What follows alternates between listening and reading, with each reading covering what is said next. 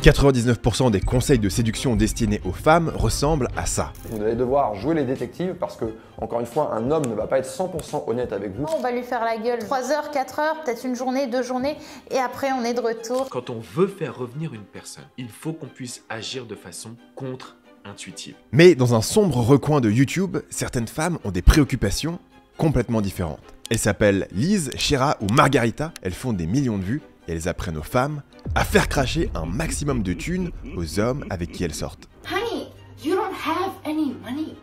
There is nothing to be used.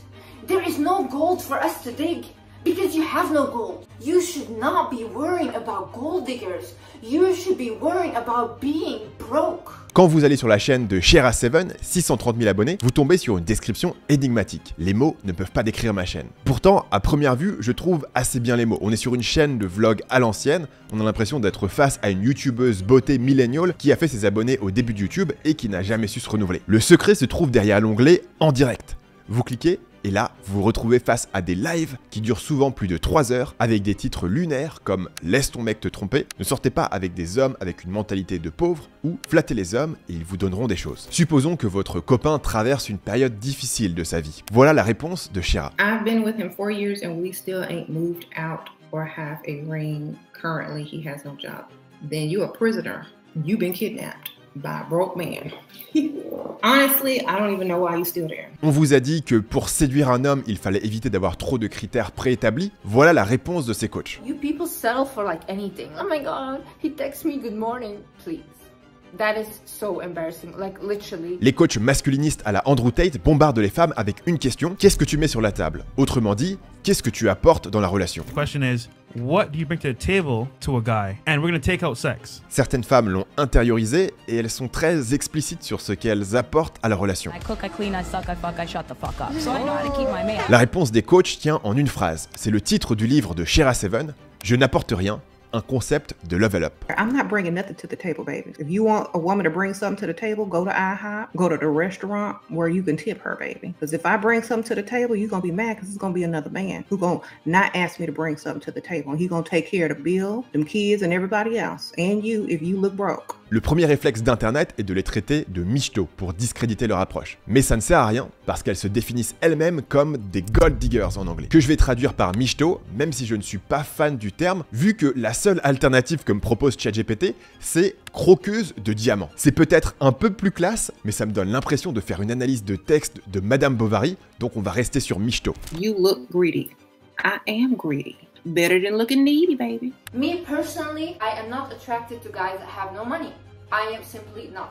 I'm attracted to money. Ces discours commencent lentement à arriver en France avec par exemple ce compte Instagram, un compte de mythologie éthique pour féministes désenchantées. Dans le monde anglophone, elles ont pénétré le marché mainstream, à tel point que le Guardian appelle Shera la version féminine de Andrew Tate. Et c'est vrai que les techniques marketing de Shera ou de Liz ressemblent beaucoup à notre cher Andrew. Des edits ultra viraux créés par leurs fans sur TikTok, des punchlines assassines, une attitude ultra narcissique et cynique envers le sexe opposé. La philosophie de Tate est de traiter les femmes comme des trophées. Les coachs michto enregistrent l'info et en retour, elles décident de traiter les hommes comme des machines à cash. Il y a même des hommes qui valident la méthode sur TikTok et surtout, des milliers de femmes suivent ces conseils religieusement et confirment que ça marche. La raison est assez simple. Pour se faire payer des bracelets Cartier, des Louboutins ou des Birkin, ces coachs adaptent des techniques de manipulation utilisées par les gourous de sectes, les politiciens et les marketeurs du monde entier.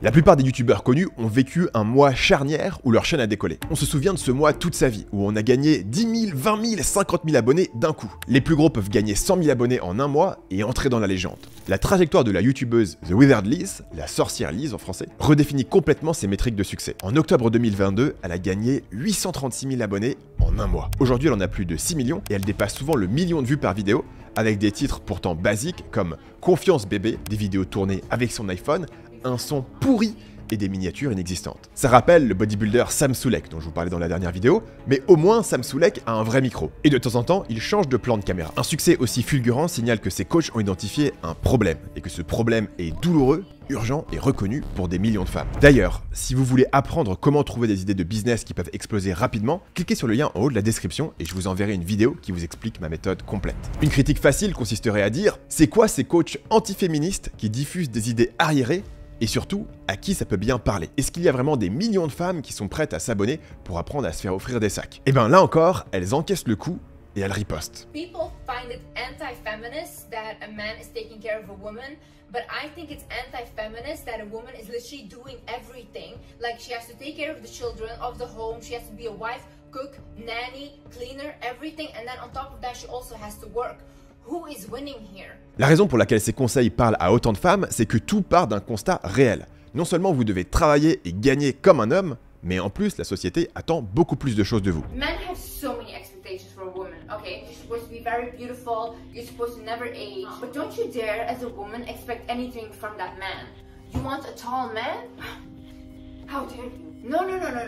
You should accept him being ugly, and you should accept on top of that being broke as well. Don't you dare, as a woman, say that you think money is important. Est-ce que vous avez vu comment elle retourne le cerveau de son spectateur? Au départ, on est dans la position mainstream, que le féminisme, ça veut dire être indépendante. Mais à la fin, on vous fait accepter que le vrai féminisme, c'est de se faire entretenir. Cette technique marche parce que l'inégalité est réelle. Elle s'appuie sur des études qui montrent que les femmes font plus de tâches ménagères en couple, et que de manière générale, un homme a plus à gagner à être en couple qu'une femme. Mais surtout, ça rejoint l'impression qu'ont beaucoup de femmes dans leur vie quotidienne. Donc le tour de passe-passe fonctionne comme ça. Présentez une injustice qui est réelle et qui enrage votre spectateur, puis posez votre solution comme la réponse logique à cette injustice. Dans l'émotion, les gens ne remarquent pas qu'il y a un trou dans votre argument, et que votre solution ne découle pas logiquement de votre problème. Si le problème c'est que les tâches dans le couple sont inégales parce que les rôles entre les sexes n'ont pas encore rattrapé la réalité du travail des femmes, la solution logique serait de pousser pour une répartition équitable dans votre propre couple. Vous ne pouvez peut-être pas changer la société, mais a priori vous pouvez négocier votre propre situation. Ça serait la réponse féministe classique. À la place, Lise nous dit que la réponse logique, c'est que c'est donc normal pour une femme de refuser de payer quoi que ce soit. Pourtant, si on se pose pour y réfléchir,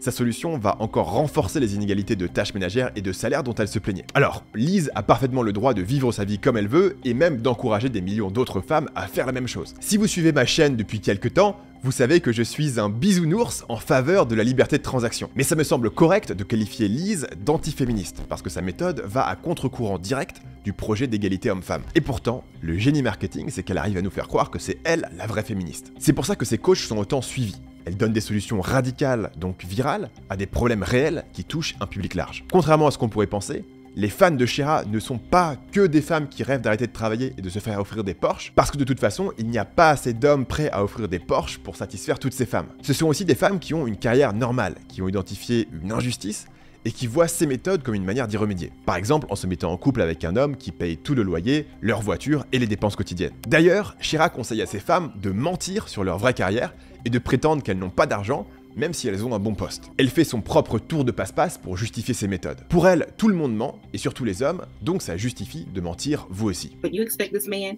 who's not even related to you to tell you the truth all day, every day? That's just silly. All men lie. Ça donne des extraits ultra violents, comme celui-ci, où elle utilise le divorce du physicien Stephen Hawking pour prouver que tous les hommes sont infidèles. You can't even talk. You have to move your eyeballs left and right to type on the keyboard. You gotta use your tongue, your chin to make your scooter go. And you still cheat. Évidemment, quand on pousse le discours à ce point de radicalité, on prend le risque d'exclure une partie du public. Alors les coachs utilisent une technique de vente classique, l'inclusion-exclusion. Le but est d'exclure volontairement les gens qui ne sont pas qualifiés pour votre message, de manière à renforcer votre valeur auprès des gens qui sont inclus. Vous pouvez voir cette technique en action sur beaucoup de pages qui vendent des formations, avec une section « Ce produit est pour vous si » et une section « Ce produit n'est pas pour vous si ». D'ailleurs, c'est très souvent mal fait. Par exemple, on vous dira « Ce produit est pour vous si vous voulez gagner 10 000 € par mois sans sortir de chez vous », mais il y a une exclusion bidon du type « Mais ce n'est pas pour vous si vous voulez devenir riche sans travailler ». Ce genre de phrase n'exclut quasiment personne. Les gens qui veulent devenir riches sans travailler, ils jouent au loto, ils achètent pas des formations. Donc ce que cette phrase implique, c'est que toute personne qui est prête à travailler au moins un minimum peut réussir avec cette formation. Du coup, les gens se disent que la barre est super basse, et donc la promesse n'est pas crédible. Une meilleure manière de faire serait par exemple ma page de vente pour l'école des copywriters, où j'explique que si vous n'aimez pas passer des heures tout seul devant une page blanche à écrire, le métier de copywriter n'est pas fait pour vous. Ça exclut la grande majorité de la population. La plupart des gens n'aiment pas écrire, ils aiment avoir de l'interaction sociale dans leur travail, et pour eux, le métier de copywriter serait une torture. Mais en échange de repousser tous ces clients potentiels pour de vrai, je rends mon message beaucoup plus crédible aux gens qui sont qualifiés pour mon programme. D'ailleurs, si vous faites partie de ces rares personnes qui aiment écrire, sont passionnés par la psychologie humaine et n'ont pas peur d'être face à une page blanche, vous devriez vous renseigner sur l'école des copywriters. Je vous mettrai le lien dans la description. Liz utilise une version douce de l'inclusion-exclusion. Now, is it necessary for you to be spoiled by a man? No, absolutely not. If you want to do 50-50, whatever, I don't care because it's not my life. Shera a une version plus radicale. Elle a inventé des termes péjoratifs pour décrire les deux types de femmes qui décident de ne pas suivre ses conseils. Le premier type, c'est la pick me cha, de l'anglais pick me, choisis-moi. C'est un type de femme prête à faire n'importe quoi pour avoir l'honneur d'être choisie par un homme. Le deuxième type est la Barbara the Builder, la Bob la bricoleuse, celle qui se met avec un homme pour son potentiel, qui l'aide à réussir et qui se fait quitter une fois que l'homme peut trouver mieux. Ou, comme elle le dit dans le titre d'un de ses lives, construisez votre homme pour la femme qu'il veut vraiment. Le coup de génie, c'est d'avoir donné un nom à ces archétypes. C'est ce que j'appelle la technique du sobriquet. Elle a créé ses propres insultes, ce qui permet à la fois d'avoir un langage partagé par ses followers et de décrédibiliser en 2 mots une femme qualifiée de pick me cha. Trump est un grand adepte de cette technique. Il donne à ses adversaires des surnoms qui soulignent leurs plus gros points faibles. Par exemple, Crooked Hillary, qu'on pourrait traduire par Hillary la pourrie, ou Sleepy Joe, qu'on pourrait traduire par Joe l'endormi. Il y a même une page Wikipédia très drôle consacrée à tous les surnoms inventés par Trump. Une astuce pour la technique du sobriquet, c'est de faire une allitération. Trump nous donne Nervous Nancy ou Sloppy Steve. Shera nous donne Barbara la bricoleuse. Deuxième astuce, utiliser une référence à la pop culture pour ancrer le surnom de manière humoristique dans l'imaginaire des gens. Trump emprunte le surnom Wild Bill à une légende du Far West et le colle à Bill Clinton pour nous rappeler l'événement le plus gênant de sa vie. I did not have sexual relations with that woman. Et Shera, bien sûr, ridiculise la naïveté des femmes qui veulent améliorer leur homme avec une référence à un dessin animé pour enfants. Il s'appelle Bob, le bricoleur. Shera a aussi créé une punchline, Sprinkle Sprinkle, qu'on pourrait traduire par saupoudrer, saupoudrer. Sprinkle, sprinkle. Ça ne veut rien dire, et pourtant c'est juste génial. C'est une marque de fabrique, un logo verbal. Et comme avec un logo, les fans veulent s'associer avec. Le hashtag Sprinkle Sprinkle a plus de 80 000 tags sur TikTok. C'est une technique bien connue des gourous en tout genre. Vous créez un vocabulaire reconnaissable uniquement par les initiés. Ça renforce la dynamique du nous contre eux. Et en contrôlant les mots que les gens utilisent, vous contrôlez la manière dont ils voient le monde. Personne n'a envie de voter pour Sleepy Joe. Personne n'a envie d'être une Barbara la bricoleuse. Maintenant qu'on a vu à qui ça parle, vous vous demandez peut-être sur qui ça marche ces techniques. What sign should you avoid when dating men? The negative bank account sign, the minus sign. Première condition, il faut cibler des hommes qui ont de l'argent. Oui, je sais, vous êtes surpris. Another very important thing is do not date broke guys. Liz est plus optimiste que Shera sur la nature humaine, donc elle ajoute que si un mec a de l'ambition, vous pouvez quand même sortir avec lui. A broke guy is a guy with no ambition, no drive. A man with ambition and drive will always have money. He will always find a way to have money. Avec sa vision plus cynique, Shera qualifierait probablement une femme qui sort avec un jeune gars ambitieux de Barbara la bricoleuse, qui risque de se faire plaquer dès qu'il pourra. Elle est dans le camp du « un tien vaut mieux que deux tu l'auras » et insiste sur l'importance d'adapter ses demandes au niveau de richesse de l'homme. Ici, elle répond à une femme qui lui demande comment se faire offrir un cadeau à 40 000 $ par un homme qui a 100 000 $ d'économie. You trying to take half of his 401k. You know that's his retirement, right? So you gonna try to take almost half of his 401k. I hope he give it to you. That's all I can say. Good luck with that. Mais l'argent n'est pas la seule condition pour choisir une cible. Il faut aussi que l'homme soit disposé à payer. J'ai bien dit disposé à payer. Ça peut être un homme qui n'a jamais payé un sac à une femme de sa vie, tant qu'il est manipulable. Pour valider la cible, les coachs proposent donc une série de tests pendant les premières interactions. Avant le rendez-vous, est-ce qu'il a proposé un bon restaurant? Est-ce qu'il propose de venir vous chercher ou de vous prendre un taxi? Pendant le rendez-vous, il faut exprimer vos intentions pour le tester et voir comment il réagit. Let a man know what your intentions are. I, for example, before I start dating a partner, I always say I love a man that takes care of me. I expect a man to take care of me. I like to be treated and spoiled. Quoi qu'on en dise, c'est une approche directe assez honorable. Ça permet à chacun de filtrer les gens qui sont compatibles ou non, sans perdre trop de temps. Ensuite, il faut le faire passer à l'action le plus vite possible. Dans ce domaine, Shera a une approche moins directe. If it's cold outside, don't wear a lot of things on your sleeves and then he has to buy you something because you're freezing. If you are going to walk around for a long time in a mall, wear some high heels so your feet can start hurting. So he has to buy you shoes. Ça va encore plus loin. Get you an old pair of shoes and like rig the heel so that it breaks while you're walking in the mall. So he has to buy you another shoe. C'est une manière de conditionner l'homme dès le début à dépenser de l'argent. I don't care if it's a pack of gum. I don't care if it's a candy from the store or a drink, like a bottled water. I don't care what it is. But whenever he's on his way to see you, tell him to stop and bring you something. That way, you're making him get in the habit, thinking about you, stopping to purchase you something or bring you something. Ces tests servent à éliminer les types qui n'ont pas d'argent ou pire, les riches radins. Ça sert aussi à enclencher un processus de conditionnement où l'homme va dépenser de plus en plus. Et oui, Shera elle-même utilise le terme conditionnement. Somebody called it conditioning. They don't know how to create this conditioning because they are too impatient. But let me tell you, if you are impatient, it's hard to condition someone. Mais vous vous dites peut-être que même parmi vos amis riches, personne ne se ferait avoir par ce genre de technique. Laissez-moi vous expliquer comment ça marche. Les coachs Michto ont inventé ce que j'appelle le théorème Megan Fox. À chaque fois qu'un homme ne se comporte pas conformément à leurs attentes, elles se demandent est-ce qu'il se comporterait pareil s'il était en date avec Megan Fox? Problème, toutes les femmes ne ressemblent pas à Megan Fox. Alors là, les coachs Michto ont des opinions divergentes. Pour Liz, notre grande idéaliste, vous n'avez aucune raison d'attendre moins que Megan Fox. If you feel bad asking a man for anything, then you should think, if a man took out his celebrity crush, do you think that he would just take her out on a coffee date or something simple? No, best believe he would go all out trying to impress his celebrity crush. Why are you anything less? Why are you literally lower than that? Mais ça n'est pas une position réaliste quand on prend en compte l'offre et la demande. Shera a une position beaucoup plus pragmatique. Concrètement, un homme ne se comportera comme ça que pour la femme de ses rêves. Donc vous devez vous assurer d'être la femme de ses rêves. Ça peut évidemment passer par le physique. Hey, guess what? This is the number one way to get a man to spend money on you. Look way better than him.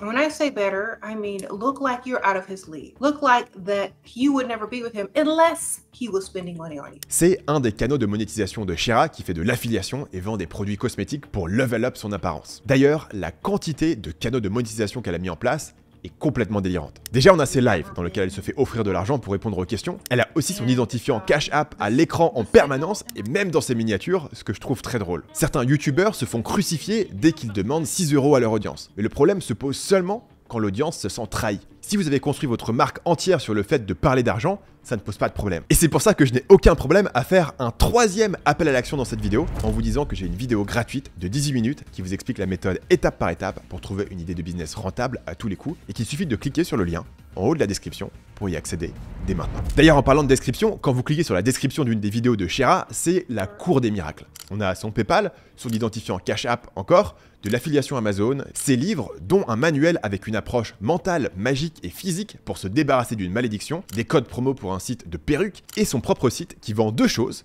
des cosmétiques et de la papeterie. Niveau web design, j'adore le lien cliquez ici pour la papeterie tout en haut du site cosmétique. On a aussi une formation en ligne sur comment rencontrer des hommes riches. Ici, je ne sais pas si ce que je préfère c'est la police rose sur fond rose qui fait que c'est impossible de lire le titre de la page ou le sommaire de la formation. On a des ressources, un tuto de 22 minutes, puis une seule vidéo de presque 5h30. Shera reste fidèle à son format de live de plusieurs heures, on dirait. On trouve aussi un lien vers une boutique Etsy qui vend des élixirs alchimiques avec plus de 12 000 ventes et des commentaires ultra enthousiastes. Et un lien vers ce site de produits occultes avec un design coincé en 2008. Mais laissons de côté l'eyeliner et les élixirs alchimiques, une femme ne peut pas décider de ressembler à Angelina Jolie du jour au lendemain. Alors Shera conseille de jouer sur les autres variables. Il y a 3 facteurs à prendre en compte quand on sort avec un homme.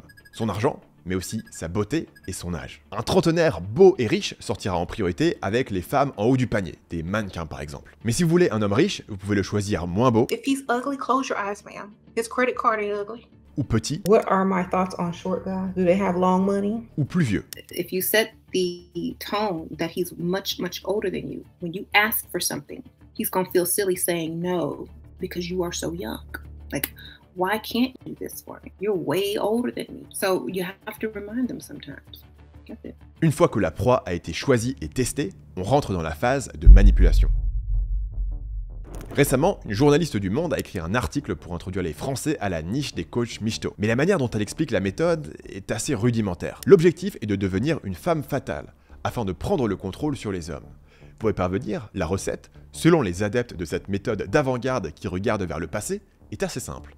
Toujours faire croire à un homme qu'il a raison, ne jamais payer l'addition, se refuser sexuellement à lui les 3 premiers mois et éveiller son instinct de chasseur. En réalité, quand on se plonge dans le détail des techniques de Shera, on se rend compte que c'est beaucoup plus sophistiqué que de dire ne couchez pas avec lui pendant 3 mois. I think a lot of ladies are afraid to trigger men or to use their use psychology when dealing with men. Alors comment ça marche ? Je vais vous montrer comment les coachs Michto ont adapté 3 techniques de manipulation pour faire payer les hommes. Commençons par la technique de l'étiquette flatteuse.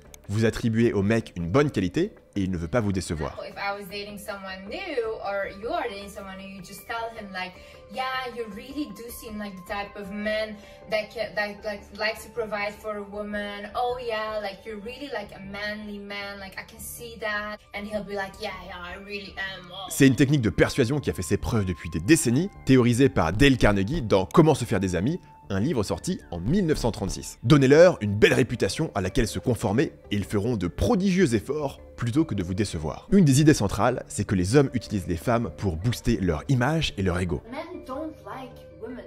Men like men. Almost everything they do is for the validation of other men.